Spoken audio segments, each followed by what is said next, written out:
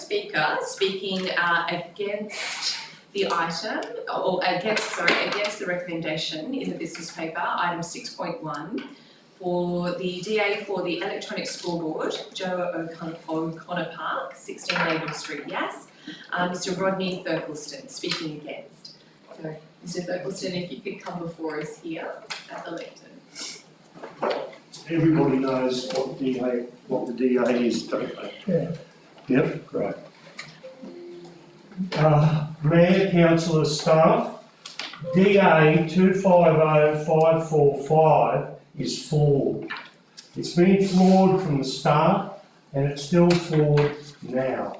When I received notification of this DA, I live at number 30, Laidlaw. This DA came in the mail on the 8th of September and it came on the 12th of September. They extended the viewing time. With both DAs, the name Joe O'Connor Park was never mentioned at all.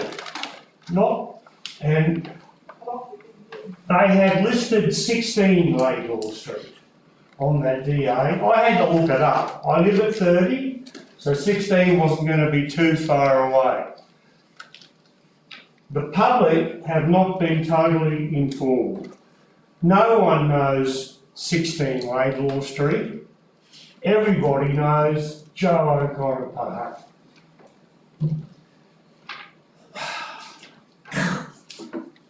I live diagonally opposite the park. I overlook the park. I like to look at trees, birds, the greenery, the river. I don't want to look at a goddamn billboard flashing. There's already one there, which is perfectly good. Why go to the expense of having it? It just doesn't make the location of this billboard, or to be technically clear, scoreboard, is unclear. The mud map that I received from council this morning is nothing more. This is the plan that was submitted for the DA approval.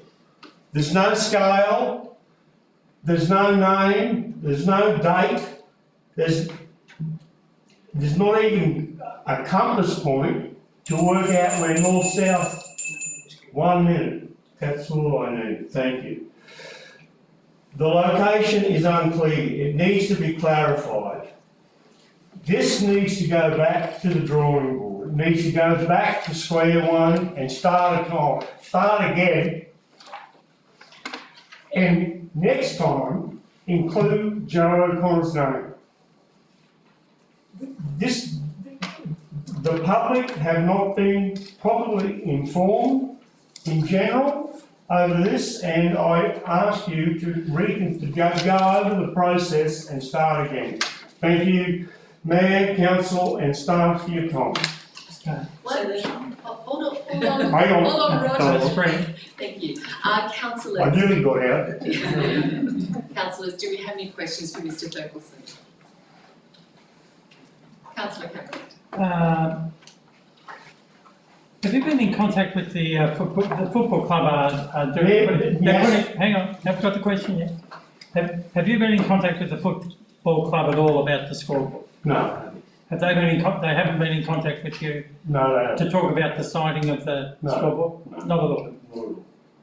Okay. I spoke to Ming from the Department of Planning, who was excellent. He's great, and we sort of worked out over the phone that the location was southwest. Looking at the plan looks like it's west. So again, it's not really clear if it's going to impact, like, I overlook the park, and like, I love the park, it's great.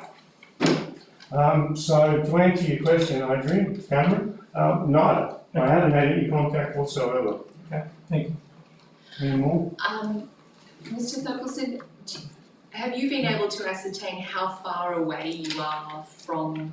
I think Ming said it was 275 metres on a diagonal axis. I think 265. But like, you know, I see it. Like I see the sports, I see it. You know, the cricket practice, I've seen, I've seen a whole lot, and it's great. You know, it's good to see. But not a friggin' electronic whiz-bang flash like it's Joe O'Connor Park. It's not Lane Park.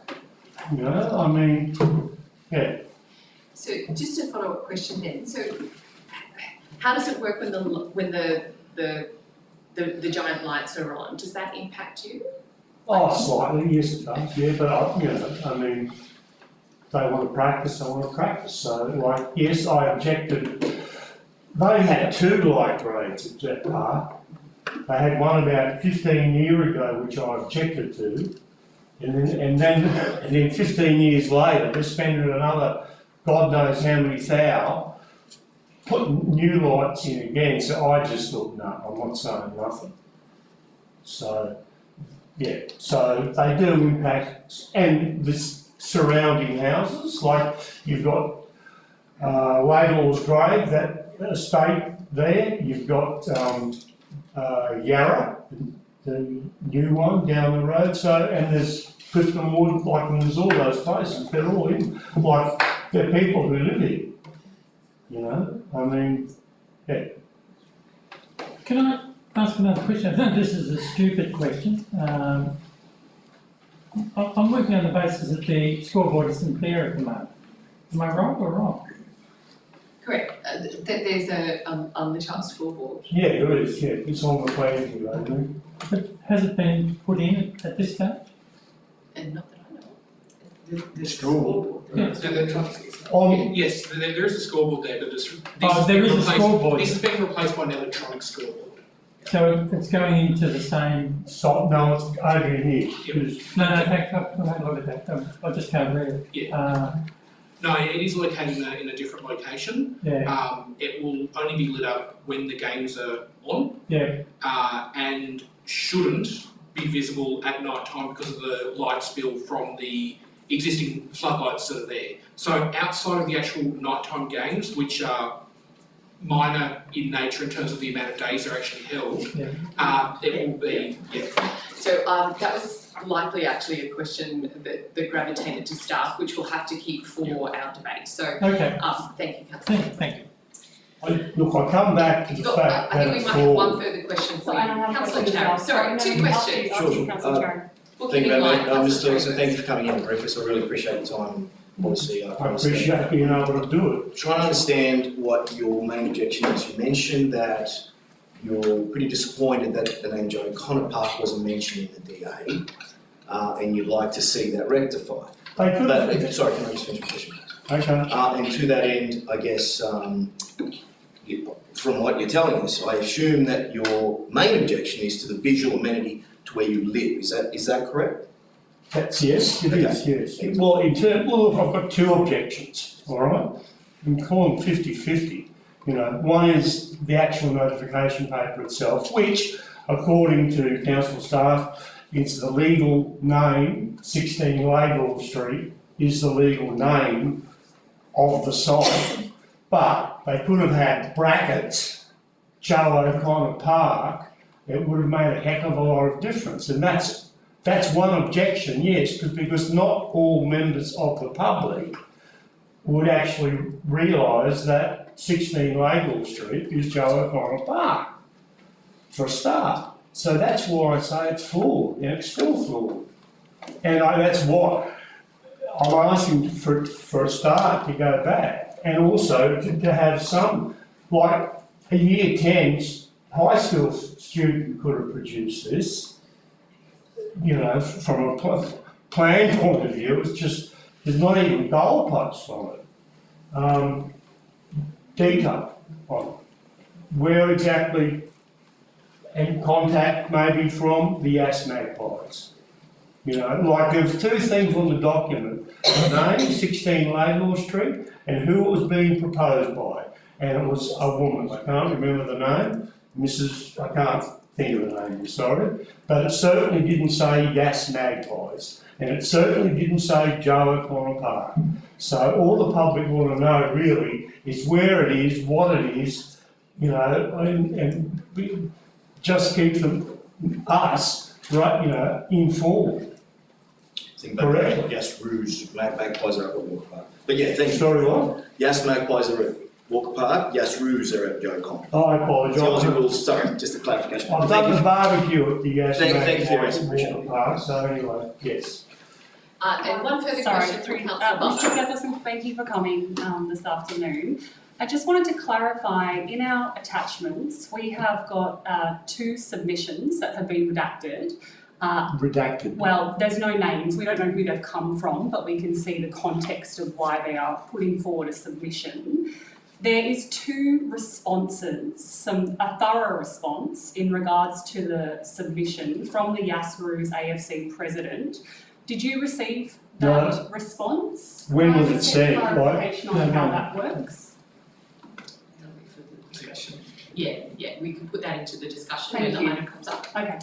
Like, can I just say something, Mayor? I was informed of this meeting at about 10 o'clock this morning, by phone, that this was going to happen. And I had to get the paperwork in by 12 o'clock to actually be here at all. So that's another admin matter, but I just want to make that point in terms of my personal preparation, standing here talking and trying to put my point of view across. Right? Thank you. Thank you, Mr. Ferguson. Okay. Thank you for your time, much appreciated. Speaking on item 6.3, the draft renewable energy community benefit policy, Ms. Emma Webb speaking against the recommendation.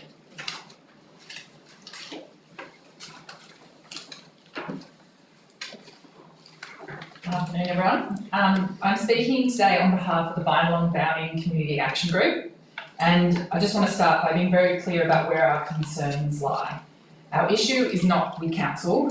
We are incredibly grateful for council support. Our issue is with the conduct, approach and methods of renewable energy developers operating in our region, in particular Wind Prospect. We are not anti-renewables and we are not opposed to progress. We are anti-exploitation. We're opposed to the way this project has been pursued through selective engagement, shifting narratives, pressure and a deliberate avoidance of true community consent. What we have seen is not genuine consultation, it's not transparency, and it's certainly not respect.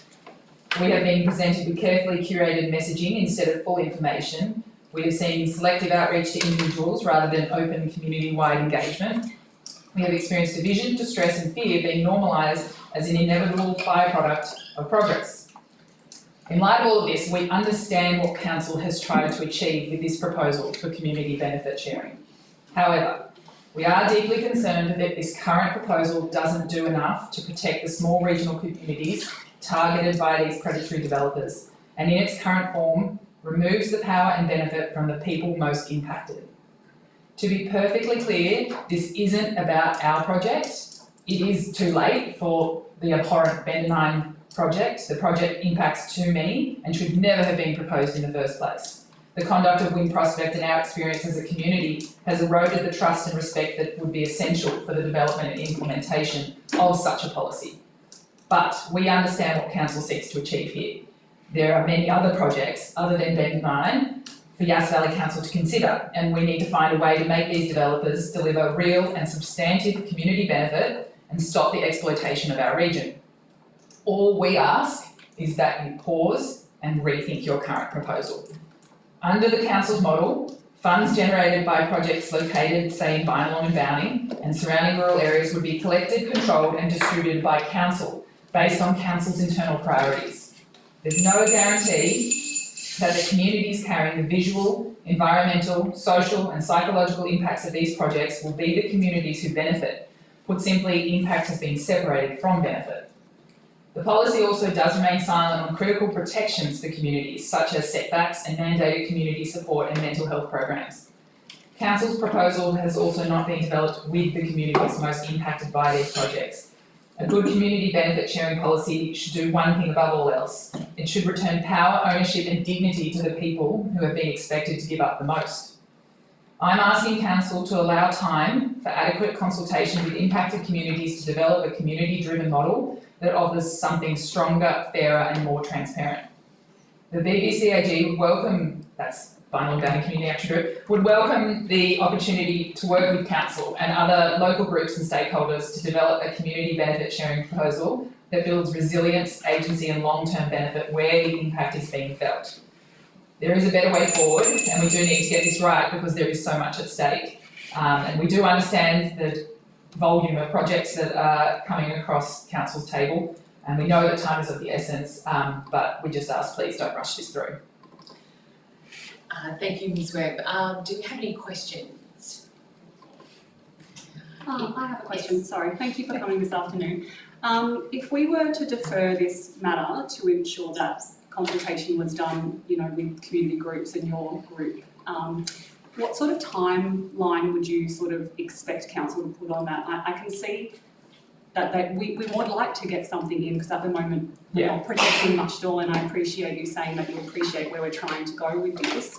However, I do think that there is a little bit of an urgency, so I just would like to know from your perspective how long you think that this deferment, you know, could possibly go for. Yeah, but we'd be ready to meet with council in the new year. Okay. Unfortunately, you know, we didn't know about the original proposal back in August, and we actually only found out about submissions that were made by Wind Prospect just last week. So, but this is something that we've been thinking about for a while, and I know there's policies out there that people are working on and thinking about, so we understand time is of the essence as well. So we'll be prepared to make the time early in the new year to get together with council and try and make something work. Okay, thank you. Councillors, do we have any further questions? Thank you, Ms Webb. Thanks. Thank you. So,